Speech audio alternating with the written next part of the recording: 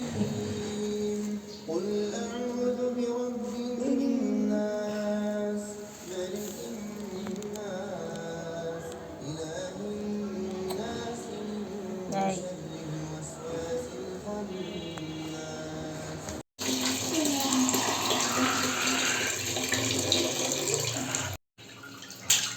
Ahona, Ahona, taco. Babu, taco. Hello everyone, আসসালামু আলাইকুম। আজকে অহনাকে সকাল সকাল গোসল করিয়ে দিয়েছিলাম। আর গতকাল যেহেতু আমার অ্যানিভার্সারি ছিল, তো অ্যানিভার্সারি উপলক্ষে তো একটা কেক বানাতেই হয়। তো আমি কিন্তু বানিয়েছিলাম একটা চকলেট কেক, আর সাথে প্রথমবারের মতো ট্রাই করেছিলাম চিকেন ব্রেড। তো এই চিকেন বানগুলো কিন্তু অনেক সুন্দরভাবেই হয়েছিল। আগে কয়েকবার আমি নর্মাল ব্রেড বানানোর চেষ্টা করেছিলাম, কিন্তু ওইগুলো ঠিকঠাক মতো হয়নি। তো এবার আমি ভয়ে ভয়ে চিকেন বানগুলো বানিয়েছিলাম, কিন্তু আলহামদুলিল্লাহ সুন্দর মতোই হয়েছে। আর এই যে দেখেন অহনা কি করছে এখানে। অহনা তার নানা বাড়ি গেলে হামাগুড়ি দিয়ে এই ঘর থেকে ওই ঘর, ওই ঘর থেকে এই ঘর এরকম করতে থাকে। তো ওর বাবা ওর সাথে দুষ্টুমি করছিল, আর আমি তো বারবার এই ব্রেডগুলোকেই দেখছিলাম। আর চকলেট কেকটা কিন্তু খুবই ইয়ামি হয়েছিল খেতে, সবাই অনেক পছন্দ করেছে। এখন যেহেতু আমি কেক মেকিং করি, তো আমার এখন যে কোনো অকেশনে কেক তো বানাতেই হবে, না বানালে কেমন যেন লাগে। আর এই যে দেখেন চিকেন ব্রেডটাকে সবাই একটু একটু করে টেস্ট করছে, আর এই যে ভিতরে স্টাফিং।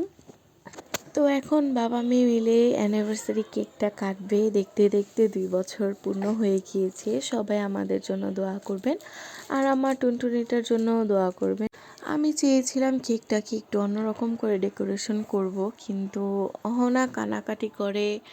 আবার কোনো একটা কাজ করতে চাইলে অহনা আমার কোলে উঠতে চায় বারবার, মানে অনেক বিরক্ত করে। তাই এভাবেই কেকটাকে ডেকোরেশন করেছি। আর এই যে মাশাল্লাহ আমার মেয়ে এখন আমার বানানো কেক ট্রাই করছে। আর এই যে আরেকটা জিনিস দেখেন, মাশাল্লাহ মাশাল্লাহ এখন কিন্তু সে খাট থেকে নামতে পারে, নামাও শিখে গিয়েছে।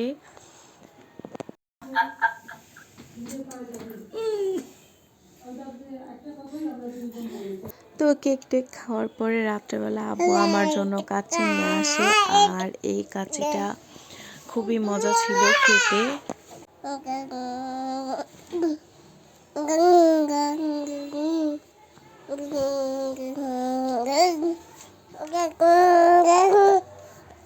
তো এরপর খাওয়া দাওয়া করে রাত্রেবেলায় একটু বের হয়েছিলাম, যে দেখি একটু ঘুরে আসি কোথাও, যে একটু চা খেয়ে আসি, যেহেতু শীতকাল চলে যাচ্ছে।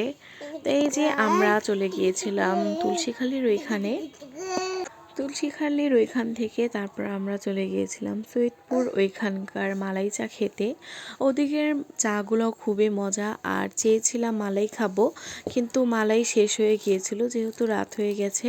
তো আমরা সবাই মিলে মালাই চাই খেয়েছিলাম।